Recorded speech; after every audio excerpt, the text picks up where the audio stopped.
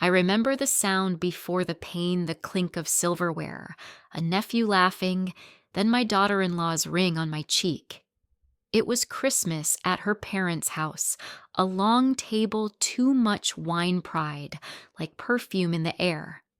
She leaned in after a joke I didn't catch and said, "Know your place," then struck me so lightly some people thought it was play. It wasn't play. The room went quiet in patches like sound skipping on a scratched record, and I felt 60 years of myself clench behind my teeth. My son stood there still as a cutout, hands at his sides, eyes darting to his wife and then to me. Her aunt laughed when I touched my face. A cousin whispered, "Oh, she's dramatic." I tasted copper and gravy and something else, humiliation clean and hot. She degraded me with a smile I used to mistake for charm. I stared at the centerpiece, all pine cones and ribbon, and steadied my breath. Nobody reached for me. I rose slow, set my napkin on the plate, and said, "I'm going to step outside." No one stopped me. The air hit my face and the sting lit up again. I touched the heat and knew a line had been crossed. "Let me know where you're listening from. I always love seeing how far these stories travel. And if this story speaks to you, share your thoughts below. Don't skip, because what happens at the end will surprise you more than the betrayal itself." I didn't cry on their porch. I held my face and watched my breath turn to fog in the porch light. Inside chairs scraped and low voices swelled, busy with their own comfort. I waited until my fingers stopped shaking, then walked to my car and left. Snow had started soft and sneaky. The windshield caught it like ash. I drove the long way home because I needed time to choose my words, and silence felt safer than any words I had. The slap was a small thing if you measured force. It was massive if you measured meaning. It said, "You don't matter here." It said, "We can hurt you and laugh." I had spent years swallowing little slights, telling myself families are complicated, telling myself she was young, telling myself my son would find his balance. That night, I saw those thoughts for what they were: excuses. I parked outside my town home and sat there with the engine ticking down. The porch light was on because I always left it on for family. Tonight it greeted me like a witness. I went inside, kicked off my boots, and put the kettle on out of muscle memory. The house smelled like spruce and cinnamon. I stood at the sink and watched my cheek bloom red in the window's reflection. My handprint overlapped hers. I whispered, "Not again. Not again." I had been 24 the last time someone put a hand to my face. I walked away then too.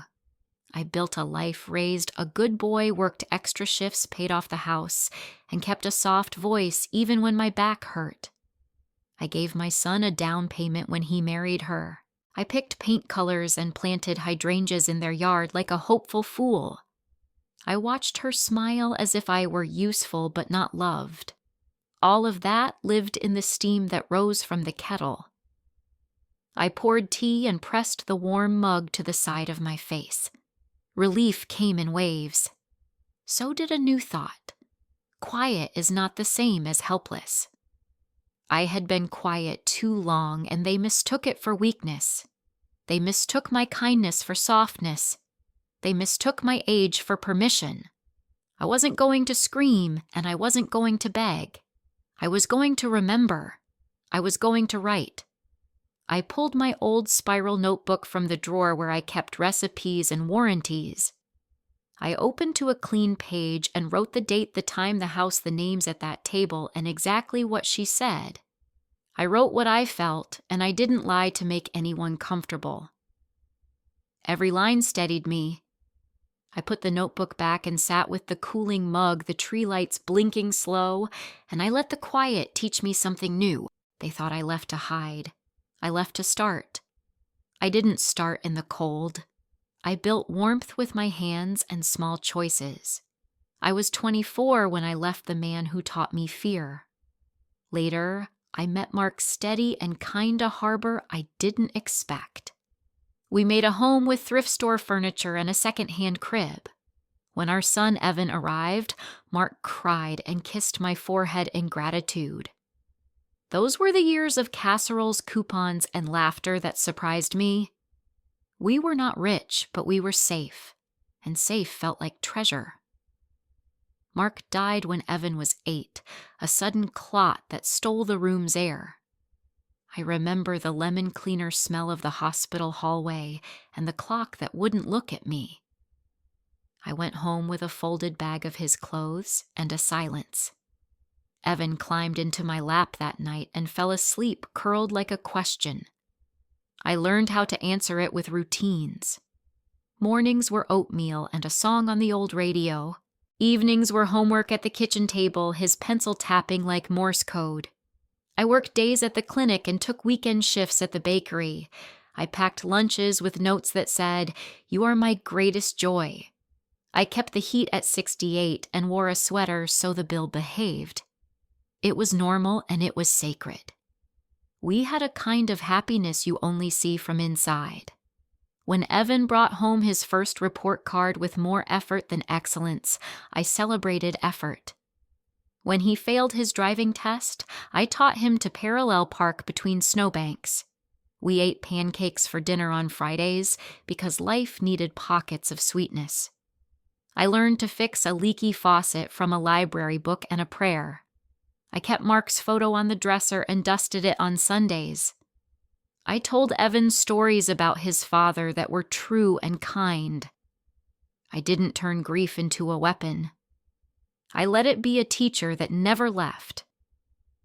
When Evan met Lara at college, he called her bright and organized.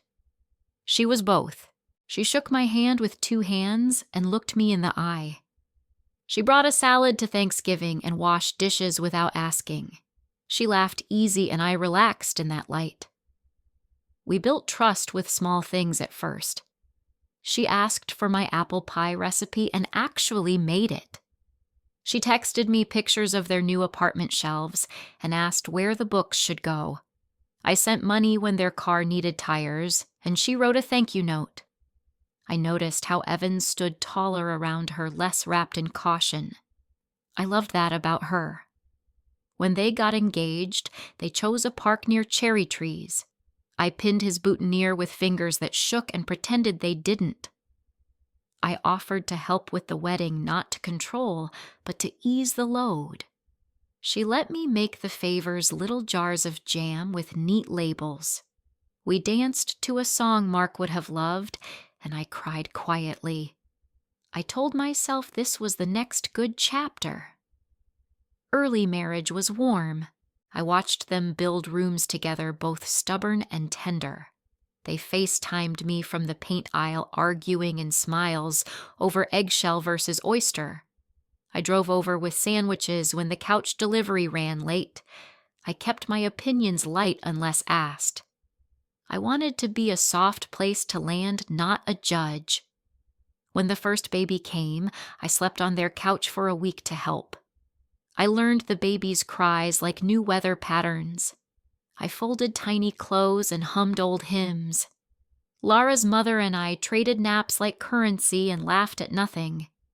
We took a photo, 4 hands touching the baby's back, a perfect little team. I trusted that feeling. I trusted it so much I wrote them a check when a house came up for sale. It wasn't the whole down payment, but it was the part that made it possible. I told them it was a family loan, not a gift, with simple terms and a promise. They signed a promissory note at my kitchen table with coffee rings on the paper. We hugged all 3 and I pressed my palms against their backs like a blessing. I planted hydrangeas in their front yard and teased them about mowing. I sewed curtains for the nursery with faded blue whales that made the room cheerful. On Sundays, I cooked extra stew and packed containers for their freezer. I wanted to lighten their load without making noise about it. The second baby arrived and the house took on a new heartbeat. I built a toy shelf low enough for small hands. I kept a spare car seat in my trunk and a diaper bag under my hall bench. If you asked me then what family felt like, I would have said steady. I would have said honest. I believed we were pulling the same direction, rope in our hands' eyes, on the same post. I believed the sacrifices were shared, not tallied. I believed my place was earned and secure. I kept Christmas stockings at my house with their names stitched straight. I bought one for Lara because she was mine too by choice. I wrote her a birthday card that thanked her for loving my son. I meant every word. I didn't know I was building a story that would need repairs. I didn't know the ledger in her mind was different from mine. I only knew the warmth I had made and protected since I was young. I only knew the shape of love I trusted to hold. It held us for years. It held until it didn't. Small changes turned like screws you don't notice until the wood splits. It started with calendars. A birthday I used to host became just us this year, and the group text planning it didn't include me until the day before. I was told kindly that they were keeping things simple. I bought a cake anyway and dropped it at the door like a delivery driver. She thanked me with a wave and closed the door quick because the baby was finally down. Next came corrections in public, all sugar-dusted, with a smile. I handed my grandson a warm muffin after church, and she said, "Actually, we don't do sugar before nap time. Mom, remember, everyone heard the word mom like a courtesy title, not a relationship." I took the muffin back and wrapped it in a napkin, nodding like a student scolded in class. Invitations got managed. I would learn about a barbecue through photos, then get an invite to come by for coffee tomorrow, as if time with me was a tidy add-on to the real event. When I arrived, a seat waited for me at the far end of the table near the kids' spill mats, useful but apart. She would turn to me just enough to say, "Could you grab more ice?" Or, "Do you mind taking the kids outside for a bit?" I didn't mind. I like ice. I love the kids. But I began to feel like a staff member in my own family. Language shifted too. Boundaries became a word that floated through every conversation, like parsley sprinkled on top of anything that needed dressing. We need boundaries around drop-ins. We need boundaries around advice. We need boundaries around gifts. Gifts became tricky. The winter I bought the kids coats, she thanked me, then returned them and sent me a link to a brand they preferred. "Store credit is fine for you, right?" I said sure and meant it, but my chest tightened. On my birthday, they brought a plant and a card that said, "Thank you for understanding our boundaries." I set the plant by the window and apologized to it for no reason at all. The loan began to blur in conversation. At first, the promissory note sat in a folder like a simple handshake on paper. Months later, during a joke about money at dinner, she said, "Well, it was basically a gift, wasn't it?" Evan nodded once without looking at me. I said, "It was a loan, sweetheart." We signed together. She smiled and said, of course, we're all family." That smile asked me not to bring it up again. I did not bring it up again that night. Access to the grandchildren turned into a permission slip, where once I kept a spare car seat in my trunk and swung by when they needed a rescue, now I was told to request time through a shared calendar. She made a family email and copied her mother on every note. Visits got scheduled like dentist appointments with short descriptions, Nana time 90 minutes. If the kids asked to sleep over, the answer became, "We're working on routines." I supported routines, but I missed the sound of a child snoring in my spare room. Even the small rituals changed shape. The kids started calling me by my first name when her side of the family was there. Around them, I wasn't Nana. I was Ruth. It felt tidy. It felt like filing what I was under miscellaneous. Photos told their own story. I noticed I was the one holding the camera more often. In the pictures she posted, my shoulder appeared my plate, my hand reaching to steady a toddler, but my face was easy to crop. When I asked once if she'd send me the family shot with the tree, she replied, "Oh, I don't think we got one with you in it. Sorry." I said no worries because worries were not welcome. Correcting me became a sport played lightly as if the points didn't count. I told the kids a story about their father's first fishing trip, and she interjected, "Actually, Evan hates the word fisherman. It's angler, Mom." She said it warmly, and a room full of people turned toward me to see if I would take the note.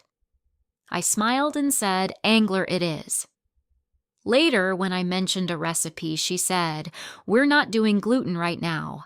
When I offered to babysit for an anniversary dinner, she said, "We're prioritizing couple time without extended family expectations."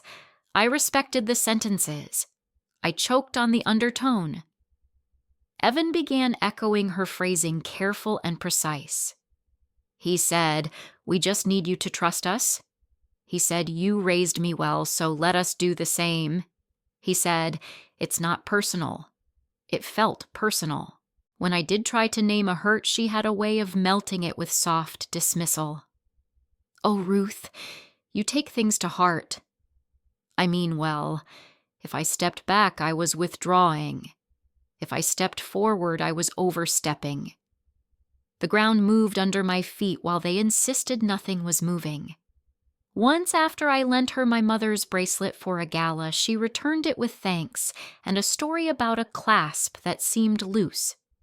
Weeks later, when I asked to wear it to church, she said she couldn't find it, and then frowned delicately as if the loss had floated in on me. I swallowed hard and said, "It's all right." I told myself it would turn up. In the quiet of my house, I heard myself making excuses. I heard myself becoming small to fit their comfort. I started to track how often I apologized for breathing. I softened my voice so much I could barely hear it. I told myself this was a season.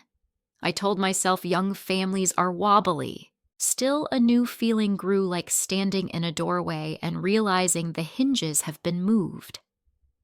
I didn't confront. Not yet.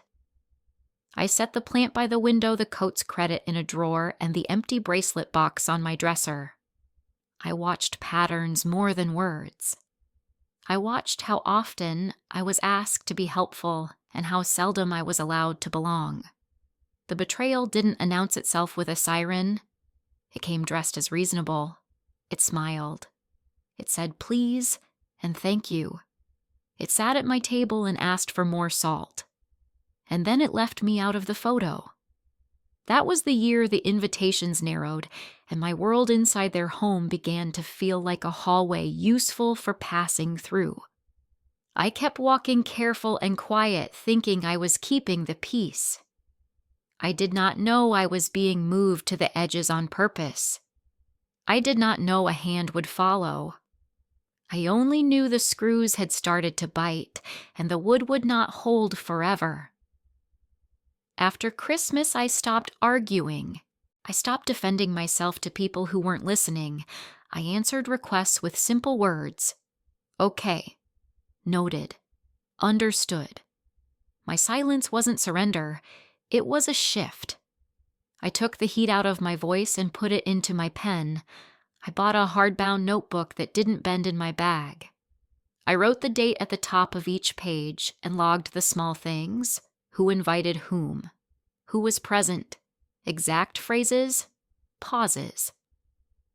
I wrote what time she texted me to cancel. I wrote how my son's thumb hovered over his screen before he sent the message. I wrote what my cheek looked like 2 days after Christmas, the way a pale yellow halo replaced the red. I took a photo in my bathroom mirror and printed it at the pharmacy kiosk like it was any other picture of a winter sun. I kept the promissory note flat in a plastic sleeve. I made 2 copies and stored one at my neighbor Denise's house. Denise didn't need details. She just needed to say, "Of course, honey," and keep it safe. I collected things I had once scattered: receipts for the down payment transfer, the thank you note she had written with big loops and gratitude, the text where Evans said, "We'll stick to the schedule the mediator suggested, even though there hadn't been a mediator yet." Words told you what people believed about the future. I saved screenshots. I didn't rise to bait. When she corrected me in front of others, I smiled and said, "Thanks for clarifying, Lara." Then I wrote it down later with the date and the audience. I started calling it the audience because that's how it felt. A room where people watched for cues and took theirs from the loudest calm voice. I noticed who laughed after she laughed. I noticed who watched my face. I noticed my son's eyes flick to mine and away like a moth meeting a lamp it cannot land on. I did not challenge him there. I waited. I learned to use the shared calendar they preferred. I sent one-line invitations with clear times and outcomes. Sunday stew 5 p.m. If you can't make it, no worries. They often couldn't make it. I logged the replies and the reasons: stomach bug, busy week, need downtime, once an honest one, Lara's family is coming, boundaries. I replied with the same 3 words: "Okay, thank you, enjoy." Then I took my stew to Denise's, and we ate it from mismatched bowls in front of an old movie. I stopped dropping off groceries without asking. I stopped bringing gifts unless requested. I stopped offering last-minute rescues because rescues were recast as intrusions. I sat in my own quiet and let the space between us show itself. Space tells the truth if you face it. I put together a small lockbox at the bank and moved the bracelet's empty box there with a note about the date it went missing. It looked foolish, a velvet square holding nothing. But the paper taped inside had ink that would not forget. I wrote a statement to myself about the loan terms in plain words. I recorded a voice memo on my phone the morning after the slap and saved it in 3 places. I said the facts out loud, no adjectives. I wanted my future voice to hear my steadiness. Quiet is not helpless, I told myself. I said it again and again. Quiet is not helpless. I practiced keeping my face neutral when her side of the family commented on posts that did not include me. I took screenshots and printed them with dates. I did not marinate in hurt. I filed it. I took an old habit over-explaining and retired it. When she said, "We're minimizing sugar," I didn't reply with research or stories. I said, "Got it." When she said we prefer scheduled visits, I said, "Send times that work." When she provided none, I let the absence sit in the record. Not everything needed my voice. Some things needed a ledger. I checked in on my son without stepping into storms. Coffee on a Tuesday at a diner where the waitress called everyone Han. I asked about work. He told me about deadlines and a coworker who took credit. He shook his head and laughed like he didn't mind. He minded. I recognized that swallow. I didn't say, "Leave her." I didn't say, "Fight back." I said, "I'm here." He looked relief-shaped for a second, then it left. He asked if I could watch the kids next Friday. I said yes, and logged the way he didn't copy his wife on the text. The next day, the plan was canceled through the shared calendar, conflict avoided, pattern recorded. I started paying attention to my own tells. When my shoulders rose toward my ears, I lifted them higher, held, and released. When my tongue reached for sorry, I replaced it with thank you. Thank you for telling me. Thank you for clarifying. Thank you for letting me know. Thank you was a bridge that didn't give away ground.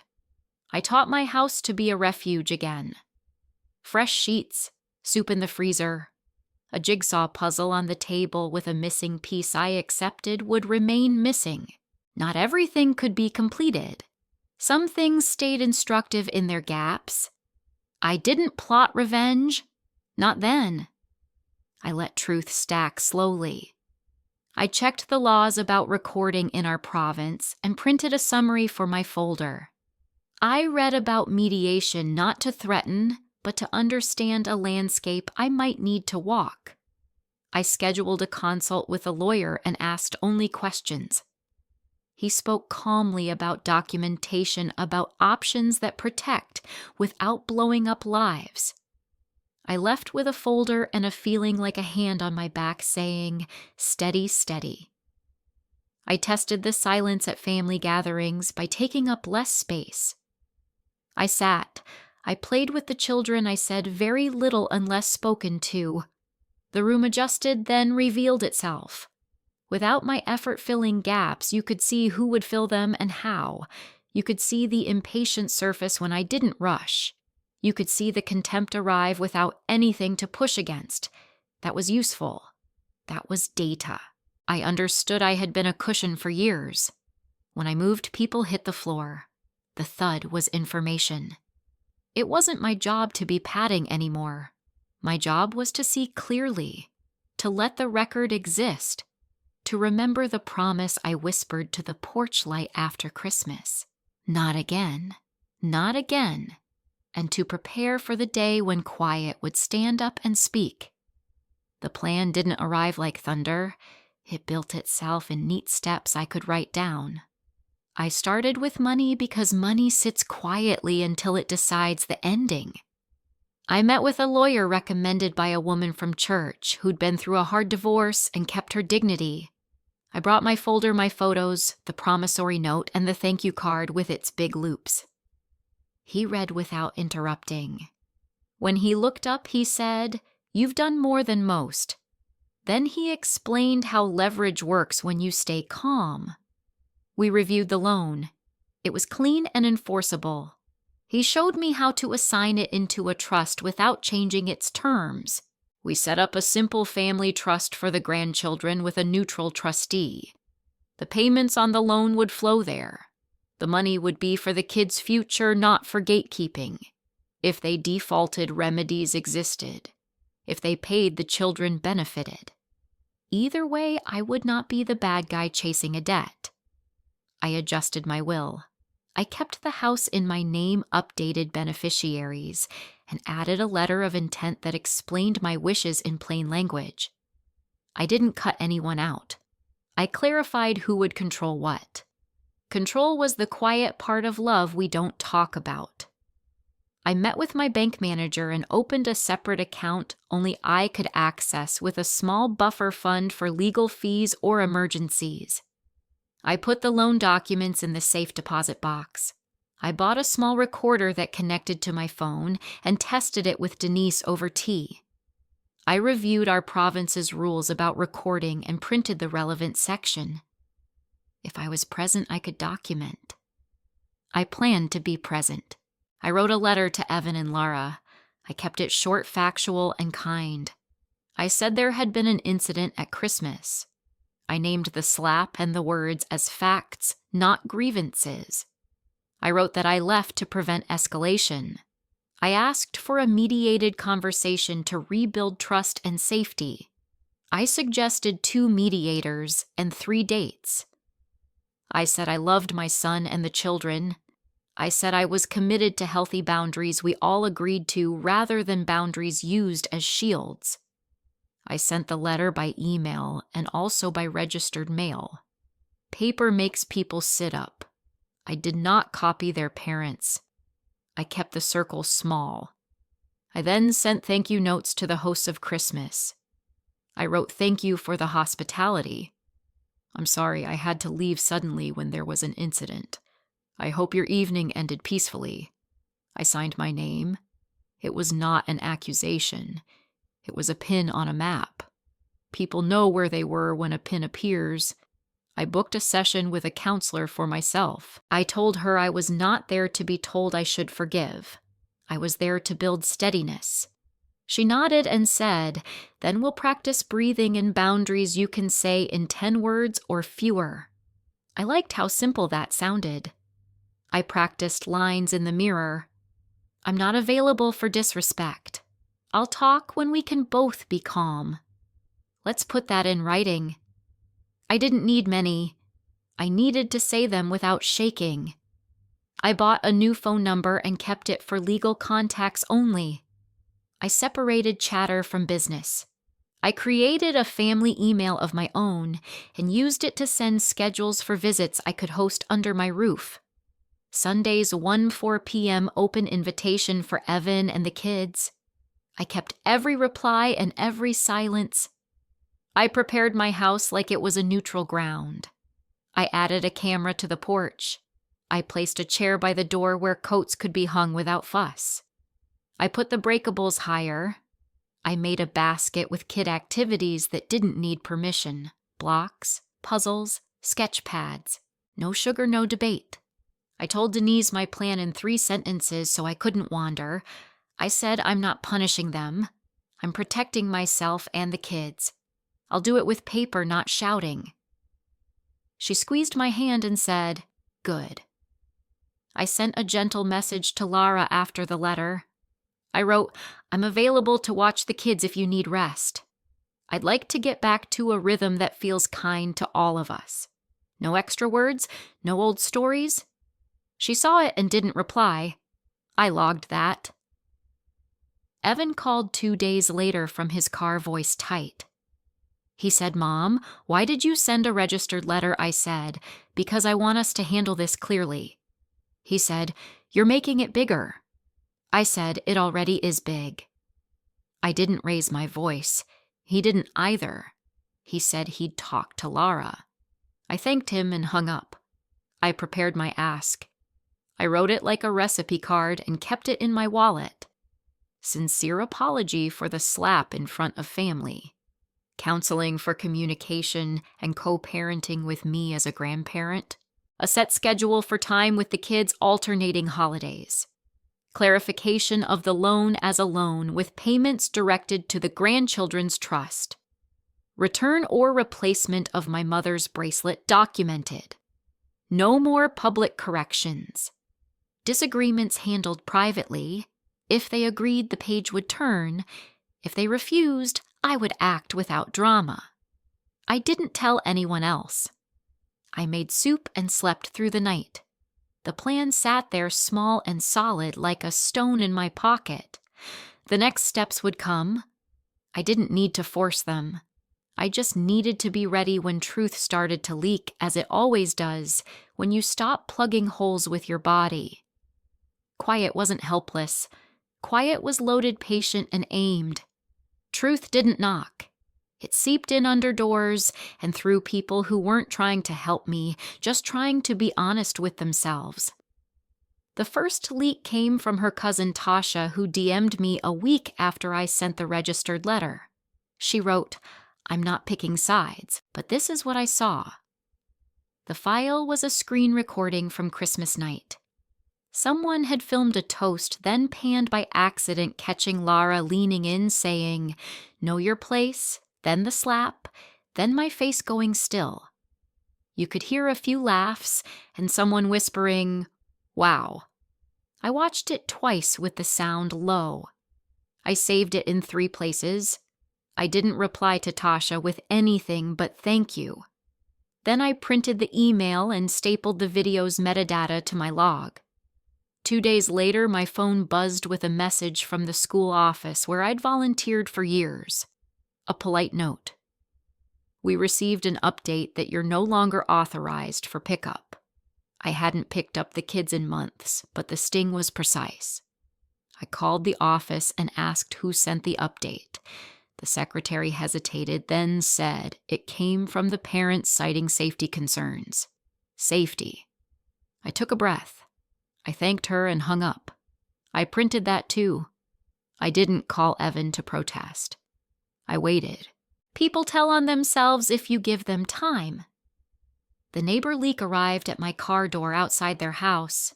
I had dropped off a library book for Evan. He still reads thrillers when he can't sleep, and Mr. Kamal from across the street waved me over.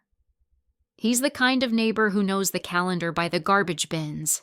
He said I heard Lara on her porch the other night, phone on speaker. She said, "We finally trained the old woman. She'll stop popping in." He looked sorry to tell me. I said, "Thank you for telling me." Then I wrote it down. Training me. A week after that, I babysat for 3 hours because Evan asked when Lara had a work event. She left a list on the counter with snacks and the bedtime routine typed like policy. I followed it to the minute. The boys slept. I cleaned the kitchen like a respectful ghost. When the remote died, I opened the junk drawer for batteries because her list said they were there. Under the rubber bands and tape was a yellow carbon copy with pawn in block letters dated 2 months after the gala where I'd loaned my mother's bracelet. The description matched 14K gold seed pearl clasp.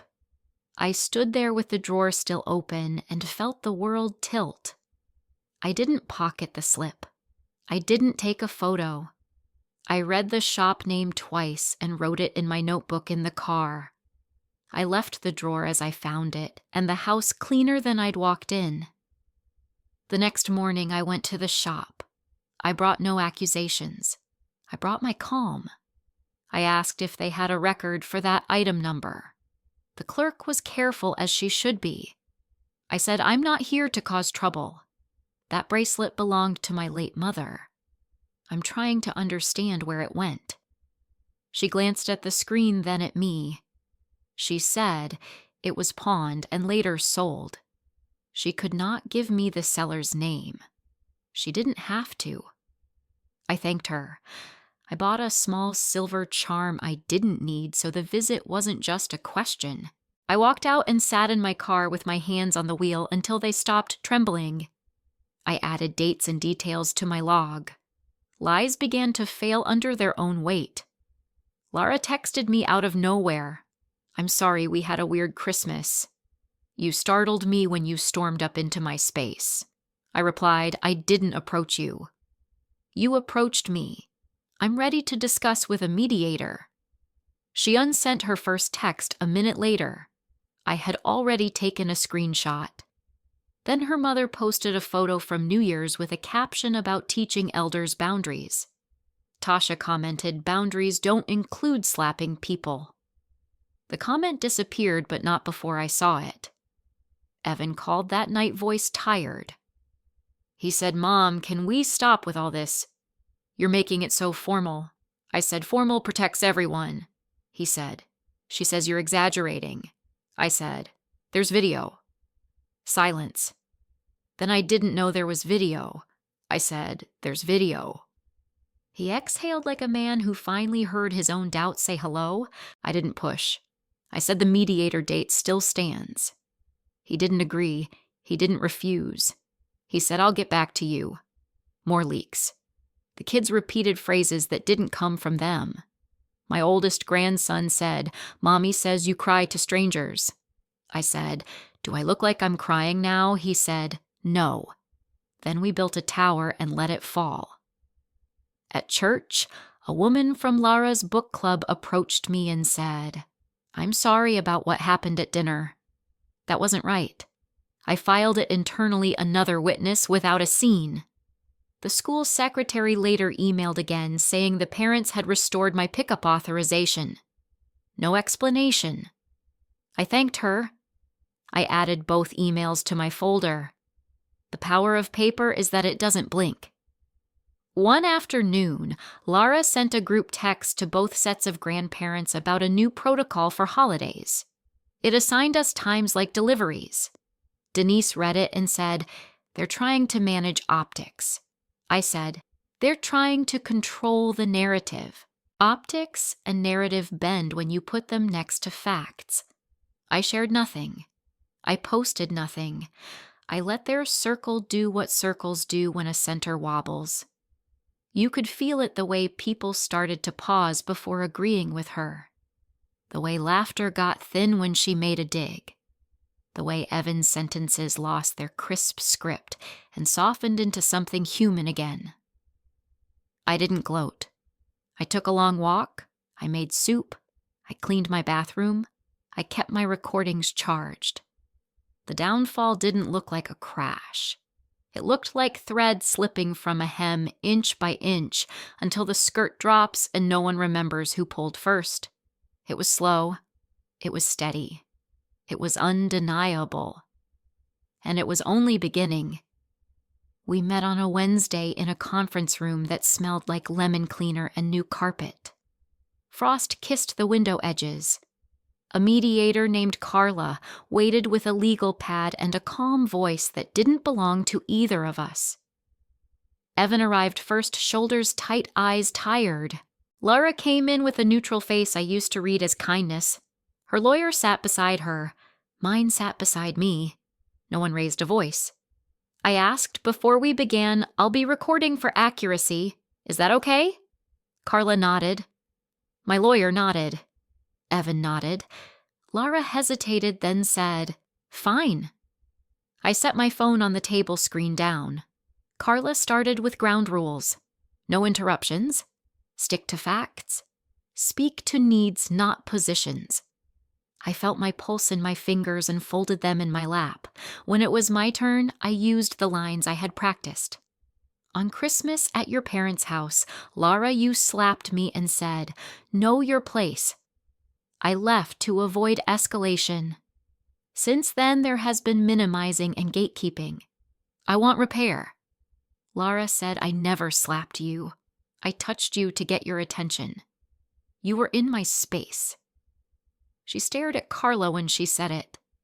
Evan looked down. I said, "There is a video." I slid a paper with a link and metadata across the table. No drama. Just paper. Laura's lawyer glanced at it and whispered to her. Her face shifted almost nothing, a half-second blink. Carla asked me to continue. I named each item steady as a ledger. My pickup authorization was revoked, then restored. A public correction at church. Scheduled access that often evaporated. The promissory note being referred to as a gift in conversation. My mother's bracelet loaned for a gala, not returned, later pawned and sold. Lara sat up straighter. "I didn't pawn anything. I said, I'm not naming a seller. I have the pawn shop record with the item number and date. My statement is that the bracelet was not returned and was later sold." She looked at Evan, then at her lawyer. Her lawyer said, "Let's focus on forward-looking solutions." Carla nodded. "That's where we're headed." I took my small recipe card from my wallet and read what I needed. A sincere apology for the slap in front of family if possible. Counseling for communication between all of us, specifically a grandparent role session. A clear written schedule for time with the children, alternating holidays with makeups if canceled. Written acknowledgement that the home loan is a loan. Payments redirected to the grandchildren's trust as agreed. Replacement value or agreed restitution for the bracelet. And a commitment to handle disagreements privately without public belittling. I set the card down. I didn't add words. Silence pooled, then sorted. Evan spoke first. I didn't know there was a video. His voice cracked like a door that needed oil. Laura said, "This feels punitive." I said, "It's protective." My lawyer added, "All requests are within reason, proportionate to the harm and aimed at stability." Carla turned to Laura.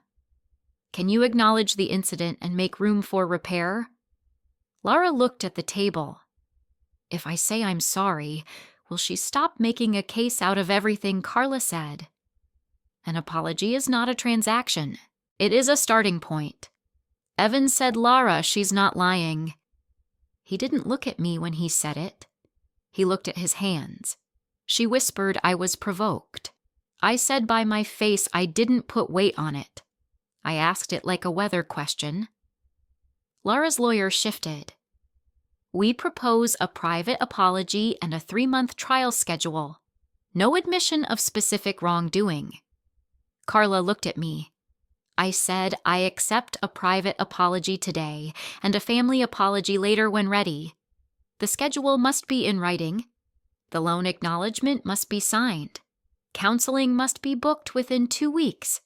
For the bracelet, we can agree to a certified appraisal and restitution plan. Carla asked Laura, "Can you say you're sorry for striking her?" Laura's jaw moved. I'm sorry you felt hurt that night. Carla shook her head. That's not it. Evan put his hand on the table palm down. Laura, he breathed. You hit my mother. I saw your hand move. She stared at him like he'd just switched languages. Her eyes glossed, then hardened. Fine, she said. I'm sorry I slapped you. She didn't soften the word. It sat there between us. I said, thank you. I didn't dress it up. Carla wrote, apology given and received. We moved through the rest like people stepping on stones across a river. The schedule Sundays at my house twice a month, 1 weeknight dinner, alternating major holidays. Cancellations require 24 hours notice, or a makeup within 2 weeks. The loan written acknowledgement payments rerouted to the grandchildren's trust per the assignment. Counseling booked joint session with a family therapist on communication and extended family roles. The bracelet an independent appraisal of similar item value and a repayment plan over 6 months to the trust, not to me. The public corrections a commitment to take issues offline. Carla asked each of us to say yes out loud. I said yes. Evan said yes. Laura said yes like a door closing. The lawyers would draft. Carla asked if anyone wanted to add anything.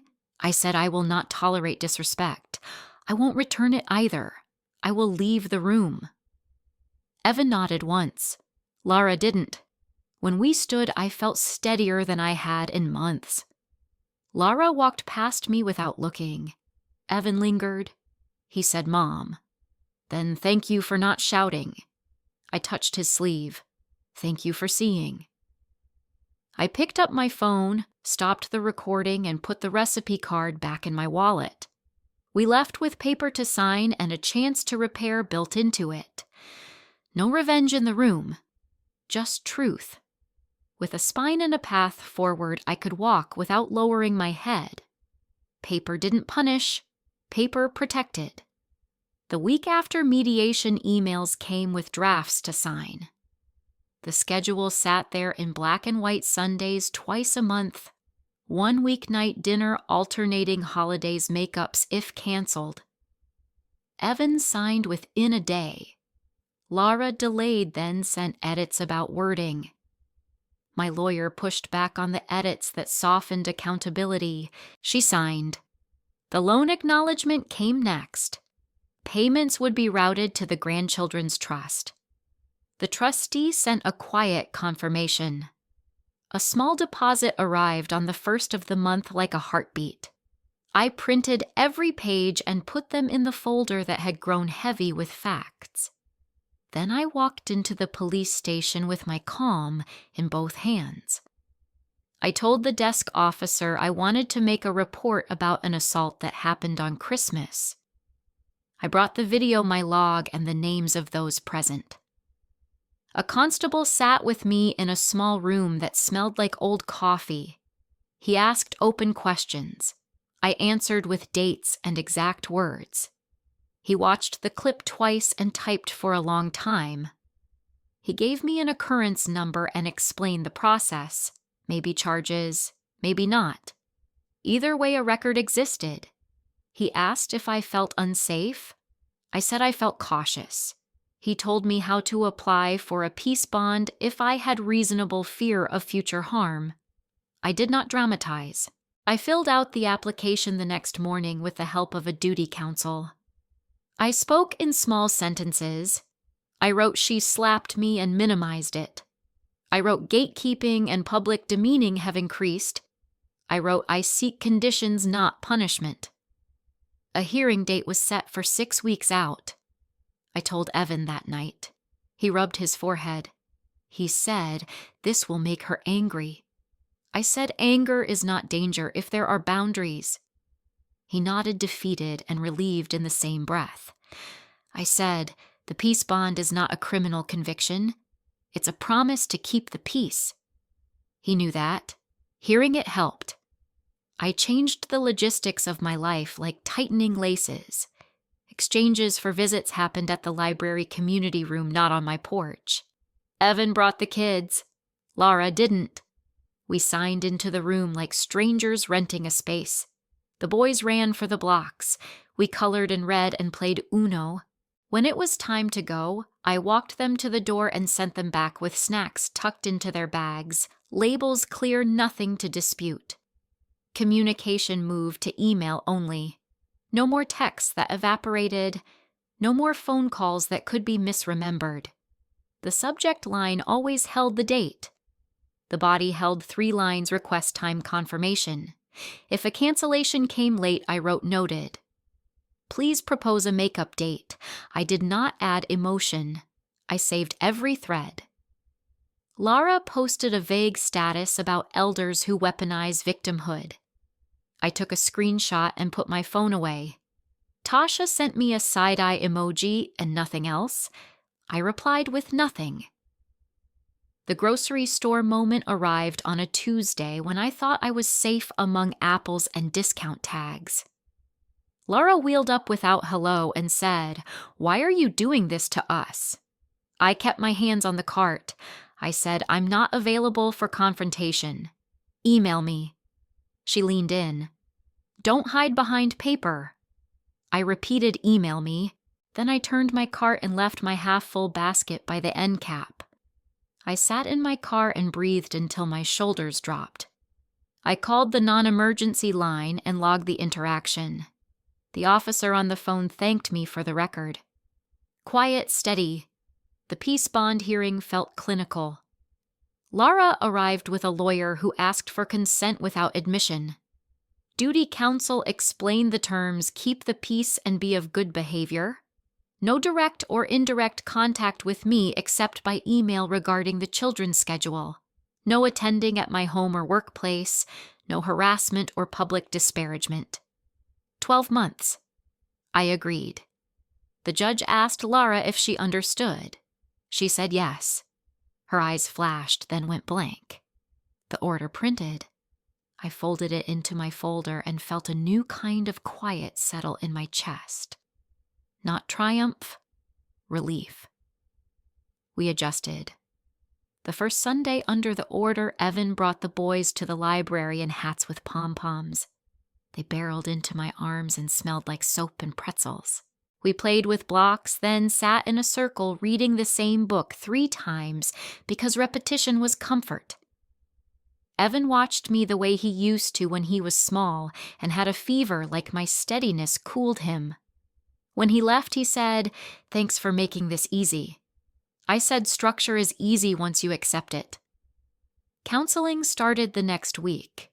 A woman named Trina asked us to name what we wanted without blaming. I said I want to be a safe grandparent. Evan said I want less tension. We practiced scripts. We practiced pauses. Trina said, "You can't change a person. You can only change what you require." I wrote that down even though I already knew it. Extended family tugged at me. A cousin invited me to a dinner that included Lara's mother. I declined kindly. I said, "Not this season." "Thank you." At church, I sat where ushers could see me and where Lara's friends did not sit. I greeted who greeted me. I did not explain my life to people who liked collecting stories. Denise came over on Thursday nights with her knitting. We talked about nothing and everything. I slept. The porch camera recorded leaves and quiet. The order held. The schedule held. The trust accepted payments. Life shrank to what I could carry without flinching. It was enough. Paper didn't heal the bruise that Christmas left, but it made a perimeter where healing could happen. It gave me a way to love those boys without being dragged by weather I didn't create. Boundaries do that. They tell you where not to bleed. They told me how to stand when the next test came because there is always a next test when truth interrupts a performance. I was ready to measure it with the same calm voice and the same small pen. Families don't explode. They sort themselves piece by piece into bowls marked allegiance. The week after the peace bond, a cousin created a group chat called Healing Christmases. The icon was a pine cone. People poured in opinions like salt. Laura's aunt said we should forgive and move on. Elders forget context. Tasha answered, "Context doesn't include slapping." Someone added me. I read didn't type and saved screenshots. Evan wrote, "Please keep it off text. We have an agreement."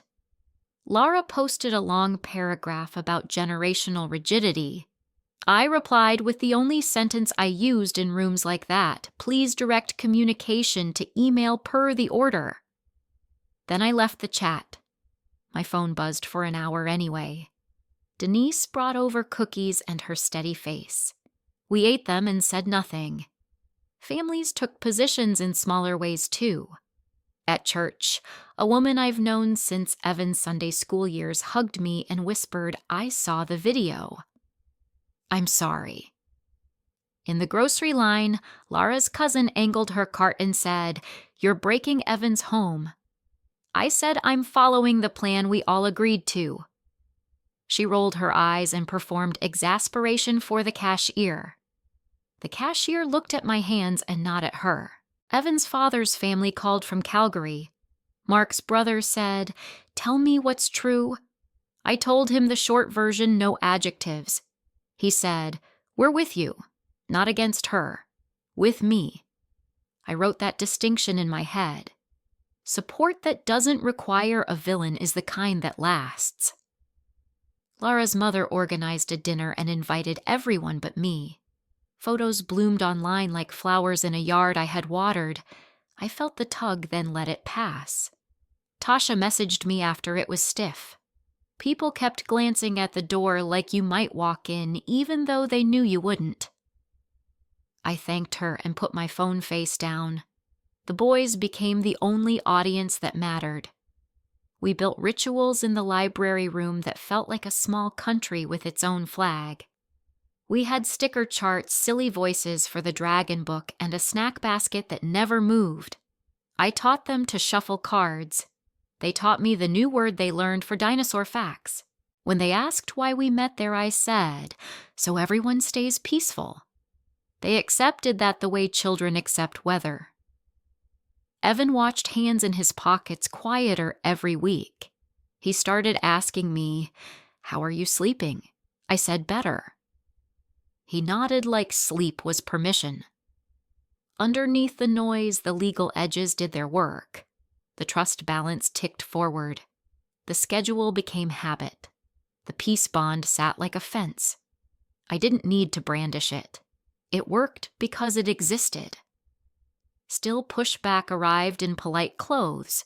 Laura's lawyer sent an email proposing we sunset the bond early if there were no incidents. My lawyer replied, "No early termination. Stability requires time." Evan asked if I was open to loosening. I said I'm open to consistency. He understood the difference. Family members who loved drama tried to pull me into panels. An aunt asked me to share my side on a three-way call with Laura's mother.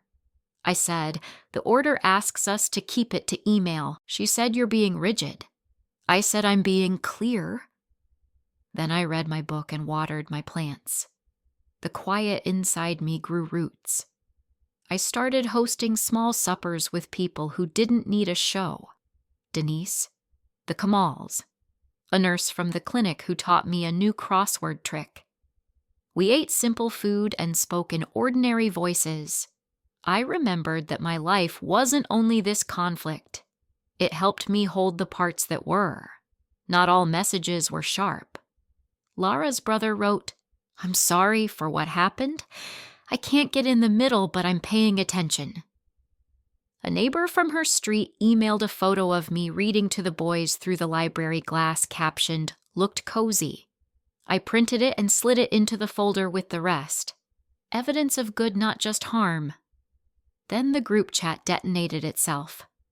Someone leaked the mediation terms cropped and slanted. The leak made Laura look generous and me demanding. I didn't defend myself in public. Evan finally posted one sentence on his own page. "We're following a plan so our kids are safe and loved." No names, no darts. People read it the way people read a weather report and put on a coat. The chatter dimmed. Consequences arrived not as fireworks, but as recalculations. Lara attempted a school committee role, and 3 parents declined to co-chair with her. She told people it was a busy year. Maybe it was. A friend invited me to a craft fair that Lara also attended. We passed like planets in different orbits. She looked through me. I saw the cost of being right in public and wrong on paper. It crowds your edges. I didn't celebrate that. I observed it and went home. In counseling, Trina asked Evan, "What will you do when your wife and your mother both want you to choose?" He said, "I won't choose. I'll act by principle." Trina asked, "What's your principle?" He said, "Respect, documentation, time with the kids." It sounded like a man building his own spine. I didn't applaud. I breathed and changed the subject to the boys' new boots. Holidays loomed. The schedule said I would have them Christmas Eve afternoon a year after the slap. Family asked if I wanted a bigger gathering. I said no crowds. Not this time. I baked shortbread, set out 3 mugs, and put a new train around the tree. I sent one email to repeat the plan. The reply came through the trustee another payment posted. Money is not love, but it tells the truth about commitment. I stood in my kitchen with my hands flat on the counter and felt the noise outside settle like snow. People had chosen their bowls. The ones who stayed did not require performance, just presence. The rest would live where they lived in rooms I didn't have to enter. The aftermath wasn't a win. It was a distribution. The center shifted back to where it always should have been: quiet paper small boys and a woman who remembered her promise to herself and kept it. The house had always been the quiet center of my choices. I helped them get it because I believed in shelter. After mediation, the loan acknowledgement and trust rooting made that belief visible on paper. Then came the test that always comes when money meets pride. In late spring, their lender emailed my lawyer asking to confirm the status of the family note. The bank's language was crisp. They were considering a refinance. They needed to know if any private debt existed. My lawyer forwarded it to me with a one-line question: "How would you like to respond?" I stared at the screen and remembered painting the nursery whales the way the hydrangeas looked after rain. I also remembered Christmas. I answered, "Respond with the truth. The note exists. Payments are current. No consent to changes that jeopardize the children's stability." The bank thanked us. A week later, Evan called from the driveway of his office, voice tight. We tried to roll the credit cards into the mortgage. "The bank says we have to address your loan first." I said, "It's not about me. It's about structure." He said, "They want a letter from you." I said, "I'll provide clarity, not collapse." Laura didn't call. She emailed short and formal. "We request your consent to subordinate your position to allow refinance." I read it twice and breathed. I could have said no without a syllable of explanation. I could have called the note due and watched them scramble. I didn't. I booked an appointment with my lawyer and asked him to draft a forbearance and consent letter with conditions that protected the kids and the schedule. I wanted clarity, not control. The letter said this: I would not call the loan due so long as they stayed current on payments to the trust to maintain the counseling plan, kept the visitation schedule, and refrained from disparagement. Any refinance must include an automatic transfer that paid the trust first each month. If they defaulted, the trustee could act, not me, and would offer a 90-day cure period before any escalation. The house would not be used as a tool in a marital argument or a family performance. It would be a roof. We sent the letter. Evan replied, "Thank you." Lara replied, "Noted." The bank appreciated the structure. Their refinance stalled anyway because math is not a feeling. That week, a small box arrived at my door with tracked shipping. Inside was a pearl bracelet. Not my mother's. A certificate of appraisal sat on top, crisp and new. The note said, "Replacement per mediation." I held it in my hand and felt nothing victorious. It was decent. It was late. I put the certificate in the folder and the bracelet in a safe place I didn't plan to open often. The house kept teaching. A month later, my lawyer received a notice from their lender asking for confirmation that automatic trust payments were active. They were. The trustees sent a quiet thumbs up. Money moved with the regularity of a metronome. I printed the confirmations and sat at my table with tea that didn't go cold. I met Evan for coffee and asked him about the refinance without accusation. He rubbed his jaw. "We're tightening other things. It's fine." He looked relieved and embarrassed in the same breath. I said, "You can come to me with spreadsheets, not emergencies." He gave a half smile. "You and your paper." I said paper kept us from a war. He didn't disagree. Lara tested edges by email. "We'll be skipping Sunday due to fatigue," I replied. "Noted. Please propose a makeup date." Silence, then a date. The schedule held because the schedule lived on paper, not in her mood. In counseling, Trina asked us to name our principles about the house. I said kids shouldn't feel the mortgage as a mood. Evan said security first. Trina said, "Put that on your fridge." I put it on mine. I didn't send it to theirs. The bank came back with a new offer months later, smaller, sensible. It folded their highest interest card into something manageable without touching the trust payment stream. My lawyer reviewed it and gave a clean nod. I signed the consent with the same steadiness I used to stir soup. Lara sent a 2-word email. "Appreciate it." I didn't reply with more than "You're welcome." There are kinds of thanks that don't need applause. Around us, family chatter dipped and rose. A cousin hinted I'd won. I said, there was nothing to win. People who live on sides don't like that answer.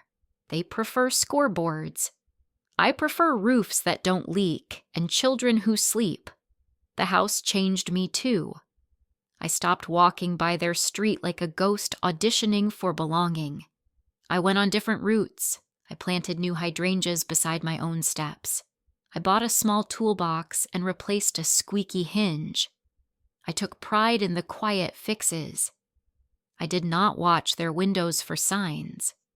I trusted the trustees' emails and the boys' voices in the library room. The day the refinance closed, Evan texted, "It's done. Payments to the trust are set to auto." I wrote good. Then I put my phone down and stood at my kitchen window. My reflection looked like a woman who chose protection over punishment. I kept thinking of what my lawyer said early on: leverage doesn't have to hurt people. It can hold them to their better selves. I didn't know if it would do that for Lara. I knew it did for me. The house remained theirs because stability belonged to the children first. The note remained mine only as a promise to the future, not a whip for the past. We all lived with that decision. It didn't make Christmas less sharp in memory. It made the path after it clean. Clean enough to walk. Clean enough to look those boys in the eye and say, "Homes are for resting, not for games." They nodded like they understood. Maybe they did. It wasn't a moral. It was a practice. I kept it. I made sure the paper kept it too. I didn't explain the war to children. I explained the weather. I told them what was true without adding thunder. We met in the library room, the one with the carpet squares and the shelf of battered picture books, and I made a new ritual called mailbox. I brought a shoebox we decorated with stickers. Each visit, they slipped me a card with a drawing or a sentence. Each week, I slipped one back. My line stayed the same. You are safe with me. Your feelings matter. It's not your job to fix adult problems. I repeated them until they felt like the rhythm of breathing.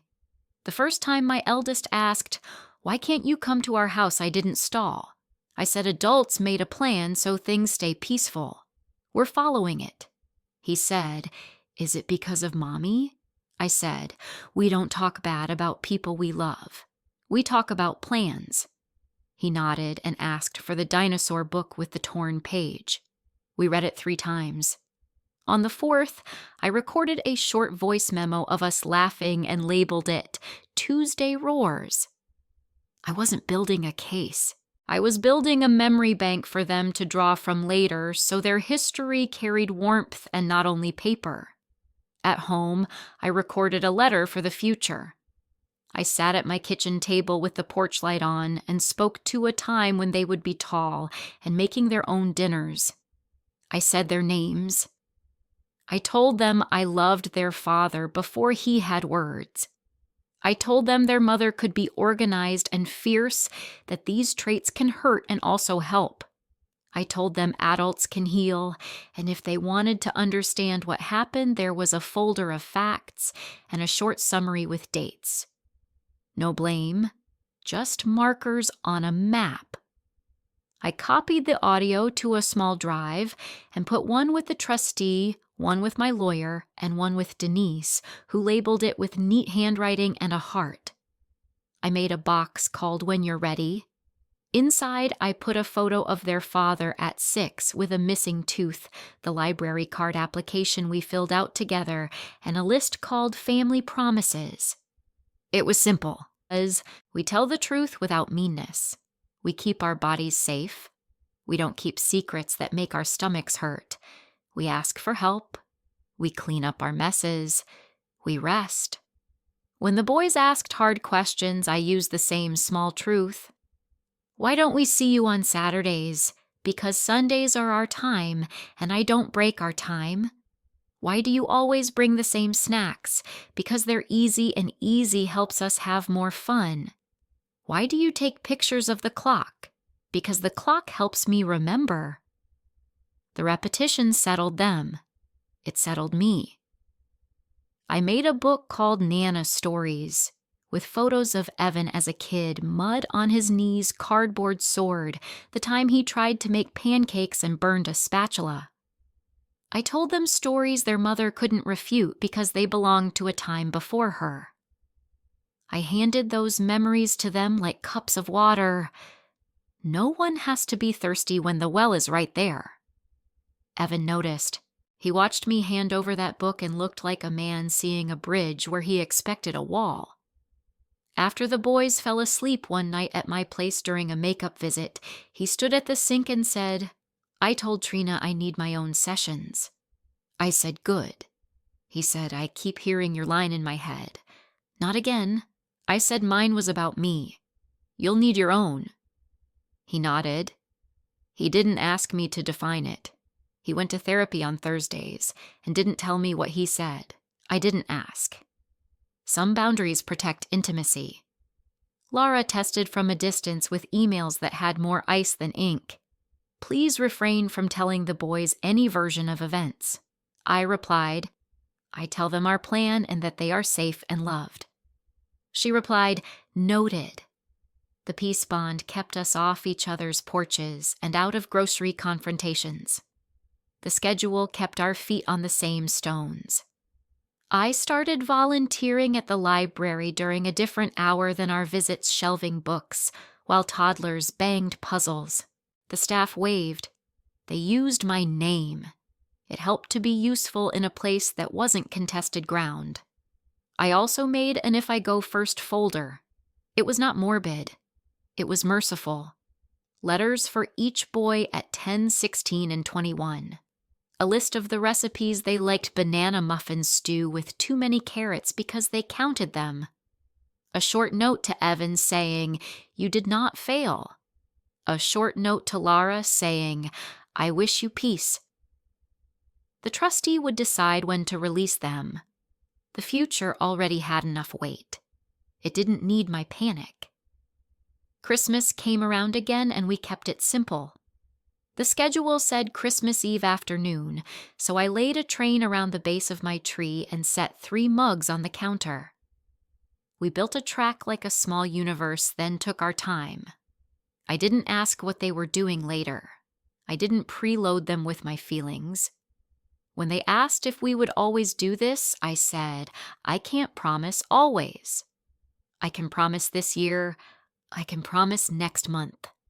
I can promise I'll be ready. They liked those promises. They're the kind you can keep. In counseling, Trina asked me, "What's the sentence you want them to carry?" I said, "I am loved and I am not responsible for adult choices." She said, "Say it every time you say goodbye." I did. Evan started saying it too under his breath, the way you say grace before a meal. The boys didn't know the legal words. They didn't need them. They knew the rhythm of our time and the steadiness of my door. They knew I didn't flinch when they asked me things. They knew I didn't flinch when they didn't. I gave them exactly what I told myself I would the night of the slap, a place that holds. Not because I'm a saint, because I chose it and then I chose it again. Quiet wasn't helpless. Quiet was care measured out in snacks, in stories in paper kept where small hands can't cut themselves on it. It was enough for now. It was the legacy I could control. A year is not long. It is long enough to learn new muscles. By summer, the schedule felt like furniture. No one moved anymore. Evan showed up on time. The boys ran to the same shelf. We stacked the same blocks. The trust payments clicked in like clock hands. Counseling continued. Evan started individual sessions and stopped narrating Lara's moods. He talked about his own. That was new. The peace bond's calendar ticked toward its end. My lawyer emailed asking if I wanted to renew. I read the order again at my table, tea warm house quiet. It had done what it was meant to do. It kept heat out. It put words between us instead of temperature. I replied, "No renewal unless there's a new incident. We keep email-only contact and third-place exchanges."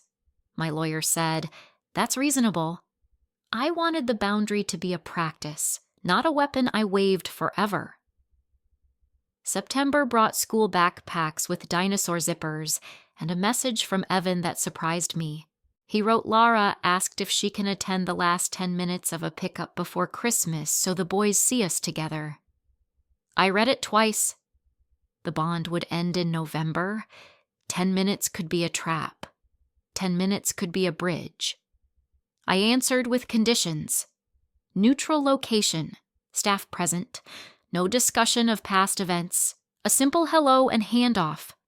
If anything veered, I would stand and leave. Evan replied, agreed. Trina liked the plan. She said, "You can practice civility without intimacy." That line sat in my pocket like a smooth stone. Fall weekend stacked with routine. The boys and I kept the mailbox going.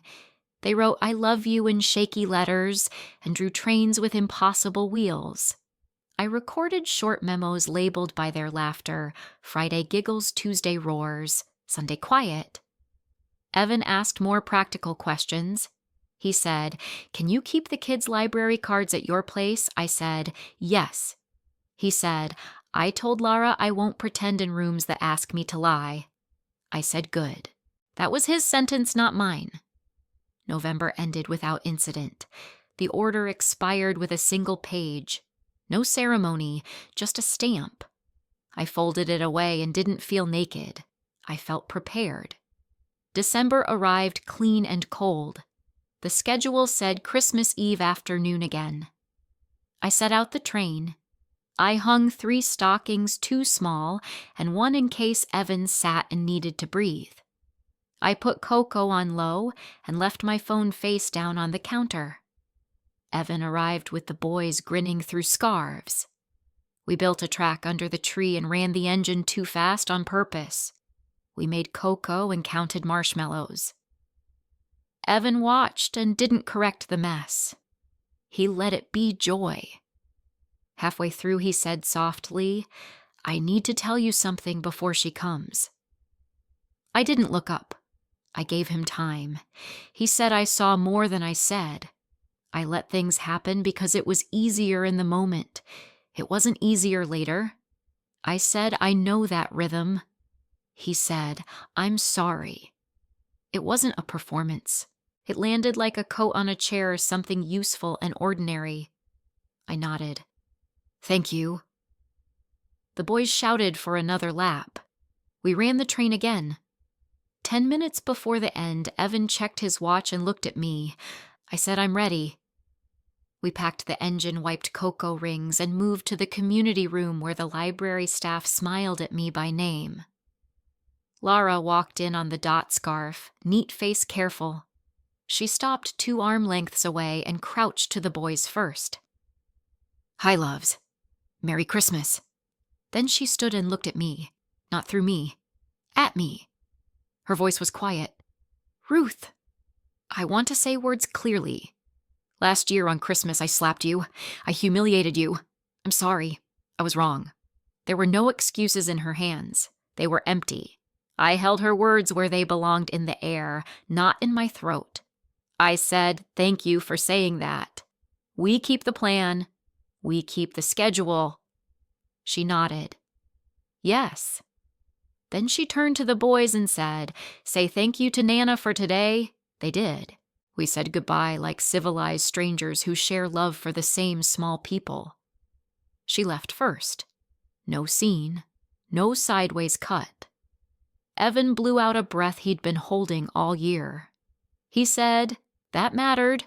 I said it did. We packed coats and left the room as we found it, orderly warm with recent laughter. On the sidewalk, snow started feathering down.